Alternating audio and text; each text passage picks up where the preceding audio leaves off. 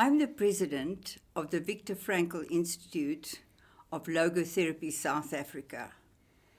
And the title of our discussion is The Art of Living.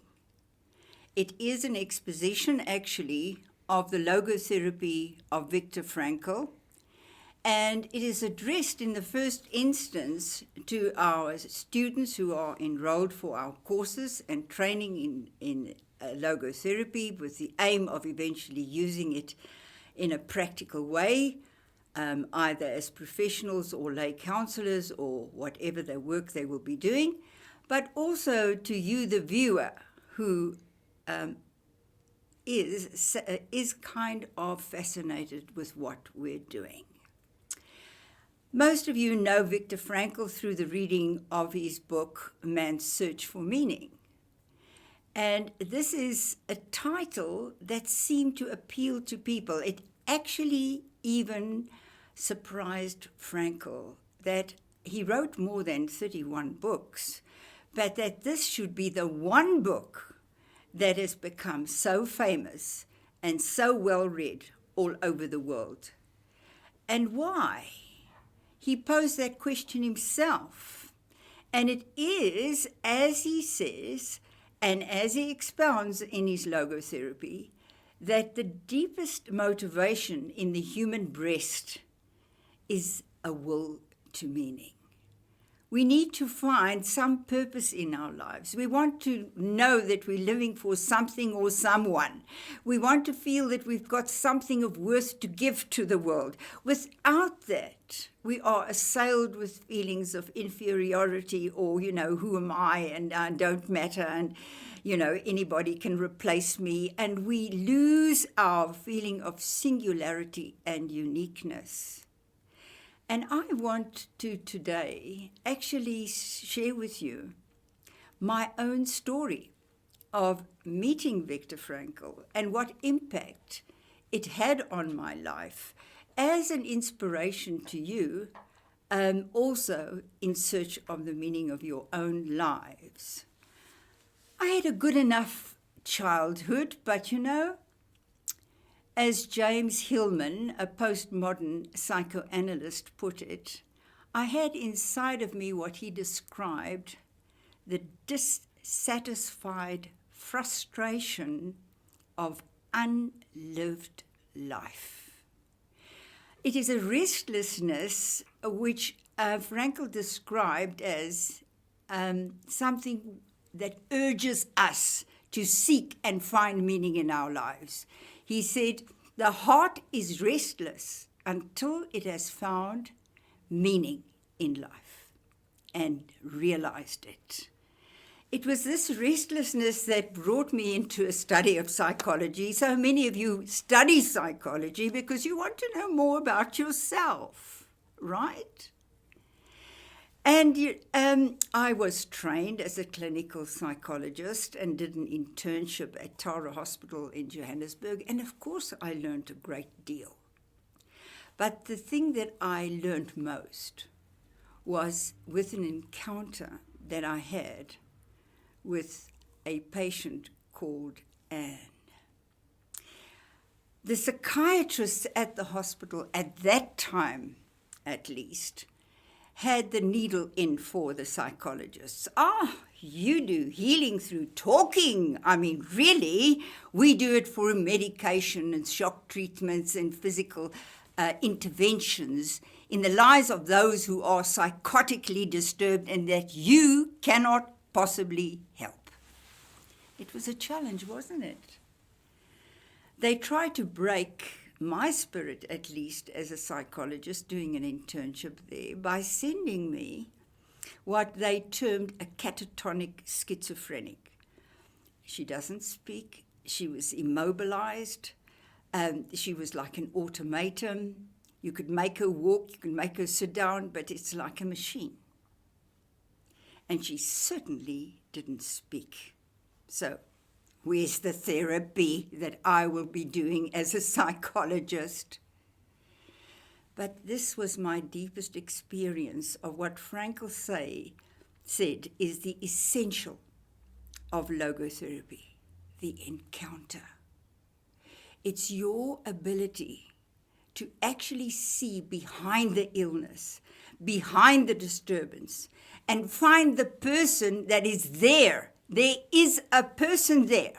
This was Frankl's actual mission, he said, to rehumanize psychiatry. That we're not just the definitions or the diagnostic category that are given to us for our disturbance, but that we are far more than that. In fact, it's our interpretation of our malfunctioning minds that causes the psychosis, not the malfunctioning itself. It is when you feel alienated, cut off, abandoned. You cannot live with such feelings. You need to feel bonded. Like he said, human consciousness is intentionally directed. It seeks an object. It must make connection. I often use the analogy of an electric wire with a plug at the end of it and the light at the other end of it, but that if you do not put it in the electric socket, the light won't go on. The plug can be lying on the ground useless. Only when it makes connection does the electricity flow through and the light come on. That's the connection, the deep connection that you can make as a logotherapist, as anybody that really cares for and works with the mentally handicapped, disabled, malfunctioning person, and also those who suffer from all sorts of neurotic disturbances. It's the encounter. The encounter that says somebody is there, somebody is listening, somebody is hearing, somebody is seeing. I am. This is the life-giving factor. So what did I do with Anne? She didn't speak. I sat with her. She was brought to my office every morning at the same time, seated down in the chair opposite me, and we will sit together in silence. But it was a definite kind of silence. It was a silence of togetherness. This is what I transmitted to her. I felt for her. I saw her. I would remark on how well she looked or how beautiful her blue eyes were, and would draw her attention to a bird outside the window. I was there in an enlivening, acknowledging way of her person. And what happened? She started moving. She started moving. First her hands, then her body, and eventually she looked me full in the eyes, eye contact. And she was saying, now I see you. Thank you for seeing me.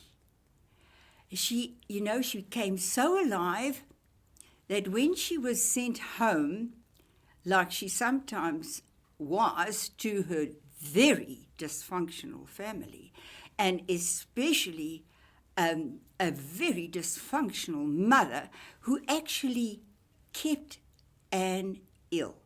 Because while Anne was ill, while Anne was psychotic, the mother had a feeling of control and she could act kind of normally. But if Anne got well, she was faced with her pathology that she certainly wasn't willing to deal with. And so it happened that the mother had set a beautiful tea table with very expensive tea set on it for her friends, and Anne, as usual, was put in a corner just to sit there. But that Anne stood up, and she took the beautiful tablecloth and she gave it a jerk, and all of this very expensive, fine china broke into thousands of little pieces on the cement floor.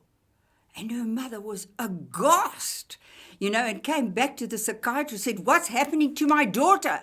She's becoming aggressive, who's been seeing her?" So they immediately took her away from me and drugged her to the point that I was not able to even get through to her anymore. And they didn't allow me to see her anyway. And that started this protest in me. The same protest that was in the heart of Viktor Frankl, to have a voice to speak to psychiatrists.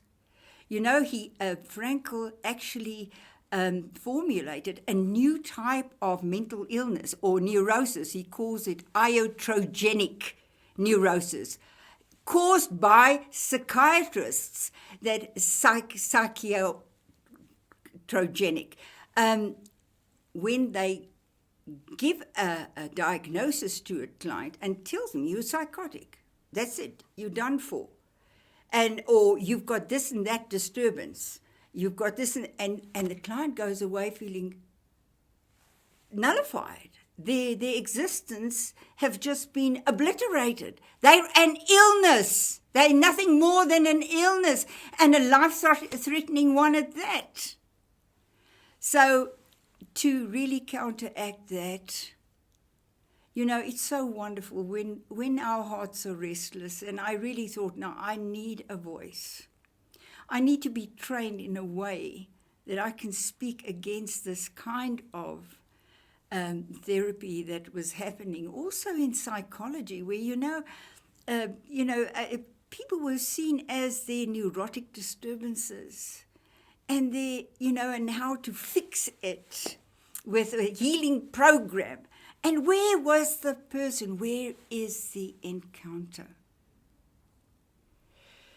And as I said to you, so wonderful that when you do reach out with such a question to life, it answers you. Frankl said, we're an open vessel. We can be addressed. We can reach out beyond ourselves. We can think further and reach higher, and searching for the meaning of our lives, not just simply mindlessly existing or trying to be as happy as we can. There must be something more than just happiness. And this was my experience when what happened? I was given a bursary. I won a bursary to go and study psychoanalysis at the famous Freudian Tavistock Clinic in London, where Freud had his practice. Anna Freud, his daughter, was also involved in part of the training. And I, again, learned a great deal from psychoanalysis, especially about infancy and childhood development and traumas that can happen, or problems that can arise, or conflicts that can happen, that actually has lifelong influences on the development of the person, even then in adulthood. But part of the training was also a training analysis where you yourself got to undergo psychoanalysis. And it was in going back and back and back into my childhood problems and trying to work through the trauma and the feelings that I had. And in a certain way, I began to feel this is senseless. I can't resurrect the original situations to go and deal with it. I'm just left with the effects of it. But how do I deal with the effects of it? By going back? I had this kind of a feeling that I was turning my back on life, and that time was passing me by. Life was passing me by. And when was I going to have time to catch up with what I was missing out on now? And I also had the very uncanny feeling that, life comes to us from the future. It comes to us as a call. It beckons us to move forward. It's that ancient call, Adam, where are you? Come out of your shame and hiding. I will clothe you with a commission to overcome your suffering or whatever problems you have. and to help alleviate such suffering in the world. And, it was then that I, in my desperation, wrote to Viktor Frankl. It's strange, I was taught his theory as part of my philosophy course in my graduate studies, but I was aiming to become a psychologist. But I took just one book with me that I found in a bookstore in South Africa before I left, called Jesus and Logotherapy. Almost as if I felt, here's a message of a more to life, a kind of an ultimate meaning. I was so dissatisfied. I felt I wasn't fully living my life. I wasn't being fully me, right? So I wrote to Frankl, and I thought to myself, Terrio, man, you're crazy. He was teaching in German, and only in Vienna at the time. And yes, of course, he wrote back and said, you will not be able to study here, not having a proficiency in German. But now here comes how life met me. I am establishing my first logotherapy training center in the United States International University outside San Diego, and I invite you to come and train with me there. Wow, what synchronicity, isn't it? The first time when I needed it, it happened. Oh, so well. Now I want to tell you of my first impressions of Frankl, because you'll be very interested in that. I'm one of the few people that still are around that have personally studied with him. There again, in a beautifully lit up auditorium, the vision he had in the camps of people listening to him, sitting in comfortably upholstered chairs like a swan, listening to him expounding the truths he had experienced firsthand of the essence of human existence, the defiant power of the human spirit, man's unquenchable will to meaning in life, and that meaning is there to be found if you reach out for it, like I've already experienced. So, and from that encounter with Anne, and I wanted to have the proficiency and the skills to be able to transmit and to work with clients and those in need. So, what a privilege to be studying with Viktor Frankl. That very first morning, he challenged us with this challenge. He said, imagine you have the privilege or the opportunity to one day visit your own gravestone. What will be written on it? He said, would it be, here lies so-and-so. Actually, it's quite a tragedy, because this person never really lived. They were so caught up in their problems and the struggles to just survive and find some kind of happiness. They never really lived. What a tragedy. But he said, better than coming to the next one, it says, oh my word, here lies so-and-so. What a horrible person. How cruel. What damage was inflicted by this perpetrator on the lives of others. What hurt he has caused. And then the caption, may he never live again. Wow, do you know how it hit home to me? That we actually, by our own choices, determine our destiny. Because he then challenged us to come to the third gravestone that says, Ecce homo, behold this woman, this man, my word, at sacrifice and cost, yes, and struggling with the issues of their own lives, yes, but look to what heights of human greatness they rose. Look what influence they had on people. Look at the legacy that they leave behind. May they live forever. He said, that's where you must be. You must minister to those who cannot find their way. And you must stand up against the perpetrator and challenge him and bring him to book, because that's the only way to speak to a perpetrator, is to make him pay for what he did, even by jailing or what have you. And many of my students work in prisons, and the logotherapy there is very confrontational. Turn and live. Repent and change your ways. You know, Frankl spoke about the Urvertrauen zum Dasein, the basic trust in being that you've got to re-establish in your life, and that you have to take this, what he called existential Umstellung, an existential turn, to come to a point, okay, so what now? Is this the life I want to lead? Is this the kind of life I'm satisfied with? Is this the kind of life I'm even proud of? Or am I somewhere very uneasy about it? You know what Frankl said? What man is, he is not yet, but ought to be and should become. This is the challenge. But then he gave another riveting teaching.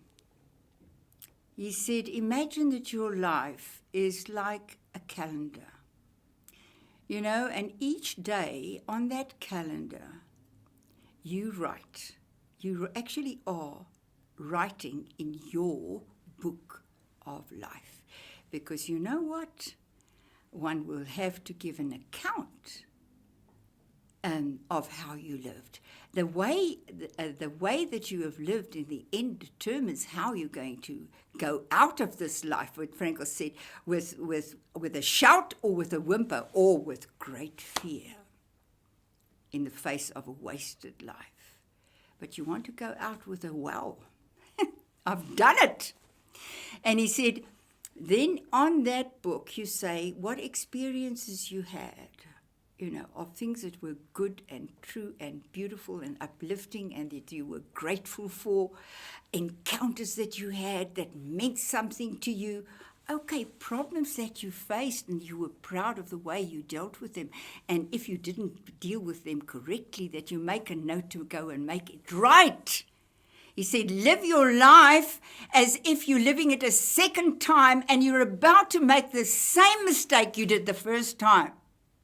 To get a heightened awareness, you know, Frankl says conscience is the meaning organ that we have.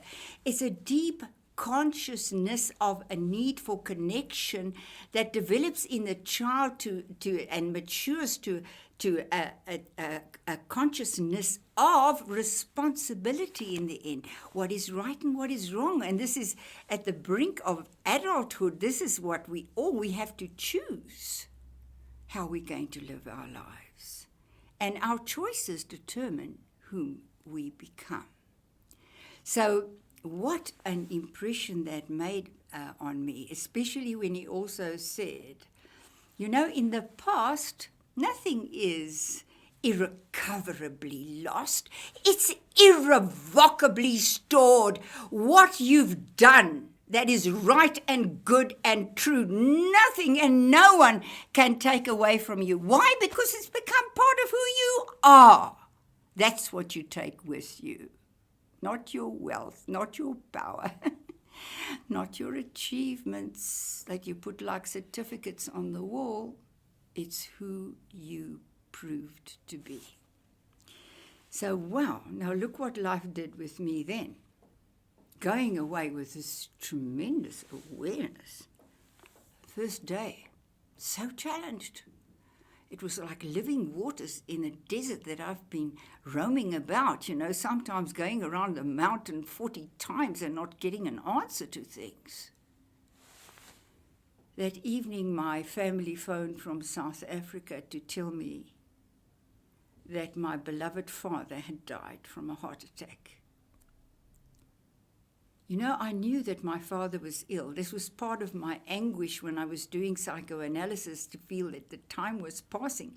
I wanted to get somewhere and get there in a way that I could return somehow to South Africa with something I have gained and achieved, you know. I was looking. So, well, the shock and the grief. And you know, the grief was about what? About all the things that I had failed to do. The things I did not do. The acts of omission.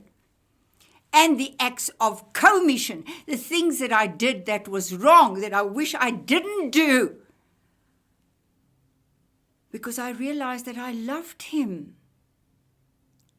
And you know, I fell asleep and I dreamt that I was writing a letter to my father, telling him all of this and how much I loved him. And then I woke up with a painful start, with the realization, you know what, he's not going to receive this letter. And then an astounding thing happened. You know, in other podcast, I spoke about Frankl hearing a yes from heaven as to the ultimate meaning of life. I heard a voice. It was my father's voice. But before I tell you what he said to me, I just have to tell you that before I left for London, my father gave me a diary. Isn't that terrifically coincidental? A diary, a calendar that I had. He said, please write in there what you've experienced, what you've learned, and when you come back, you can tell it to me.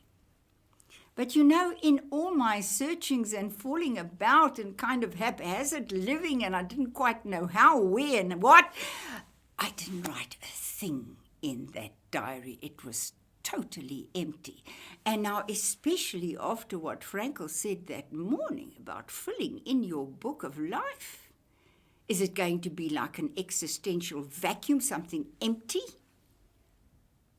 Because, you know, not living is another form of abrogating life.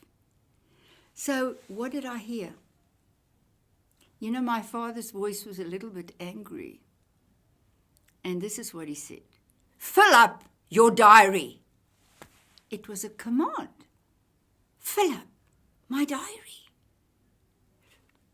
And then I had the acute realization that I've got to know where I'm going. And go there. Nothing else would do. I've had enough of this haphazard kind of living. Now I will live my life with awareness and responsibility. Did I know where it was going to take me? No. But as I lived my life day by day, accountably, and learning from mistakes and putting them right and becoming more sensitive, look where it led me. To a doctorate on Holocaust survivors, to being the first person to bring the theory of Viktor Frankl into the textbooks of psychology in South Africa, to start with a colleague of mine, the Viktor Frankl Association in South Africa, but became the Viktor Frankl Institute later.